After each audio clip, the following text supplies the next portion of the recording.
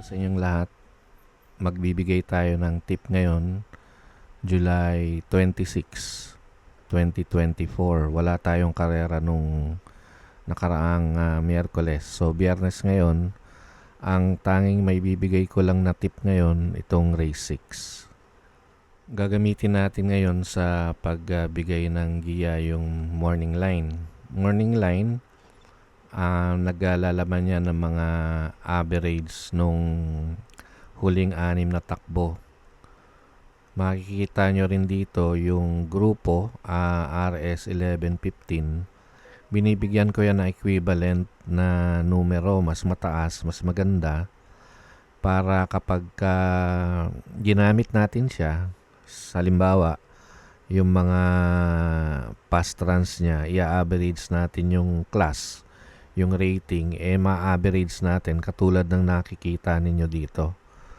So, ibig sabihin, mas mataas na kapula yan, mas matataas na grupo yung nilabanan niya, katulad ni I'll Be There. So, 91 yung average niya sa last 6 runs. Ibig sabihin, bumaba yan kasi ang rating natin sa RS 1115, 90.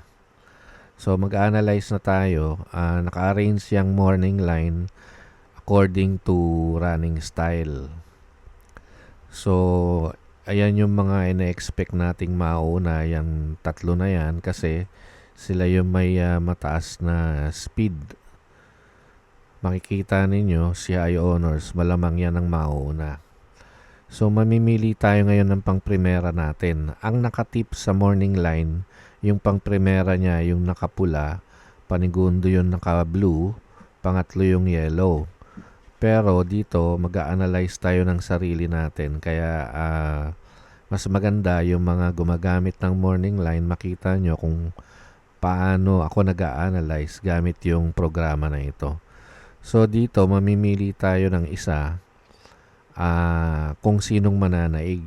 Ang para sa akin, may mas panalo yung piece of cake kay High Honors. Kasi si High Honors, pag nung nanalo yan nung sa 1,200 meters. Nasa post position 6 yan eh. Ngayon 11. So, mas pabor sa akin yung nasa loob. So, yan na yung pang-primera natin. 1 and 1A. Pareho pong may panalo yan. Kaya yan ang pang-primera natin. 1 and 1A. Ngayon, nag-post ako dun sa page ng Horse Racing Philippines. Ang kalimitang nananalo sa 1,400 meters, hindi ko lang matandaan kung same group, mga stalker. So, kukuha tayo ng isang stalker.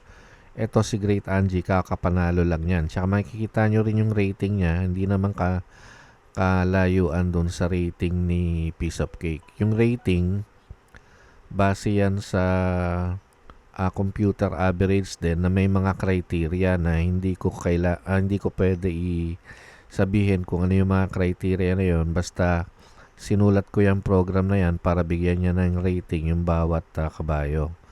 So, panigunda ko dyan yung Great Angie na numero 3. Pantersera ko yung makikita nyo, maganda yung mga numero ni I'll Be There. Pero ang kaya pantersero ko lang yan kasi kabababa lang eh. Hindi pa natin alam kung ilalaban yan, lalo na makikita nyo yung JTC or yung jockey trainer combo niya, 4% lang. Si AP Nabarosa. Pero nasakyan niya na rin niya yan. Hindi nga lang tayo sigurado kung ilalaban yan ngayon. Kaya pang tersera ko yan yung numero 2. So, uli, ang una kong pili, 1. Pangalawa yung 3, Great Angie. Pangatlo yung numero 2, I'll Be There. Para sa Super 6 ninyo, kung tataya kayo, syempre, isasama nyo na yung unang tatlo na yon. Panguha din dyan yung numero 11, High Honors. Numero 4, Mucho Caliente. Yan.